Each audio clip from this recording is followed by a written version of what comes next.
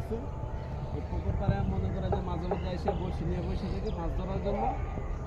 এই যে দেখেন চমৎকার একটা পুকুর, অসাধারণ একটা দৃশ্য। এই যে দেখেন একটা টিকটকার এসে পড়ছে, এই টিকটকার এসে পড়ছে এখানে ভিডিও বানানোর জন্য। ঠিক আছে, এই টিকটকার প্রতিদিনই মনে করেন যে আসে অনেকগুলা, তাদেরকে কিছু বলি না, করুক, একটু বিনোদন নেও, বিনোদনের দরকার আছে। এই যে দেখেন একটা পরিবেশ, কত সুন্দর চমৎকার একটা পরিবেশ।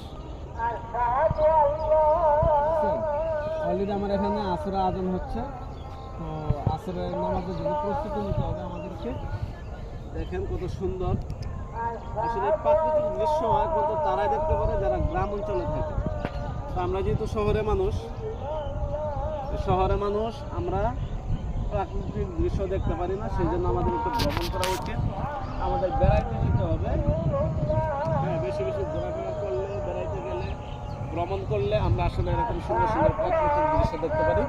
আর প্রাকৃতিক দৃশ্য দেখলে আমাদের মনোবল বৃদ্ধি পায়, আমরা সুস্থ থাকি, স্বাভাবিক থাকি।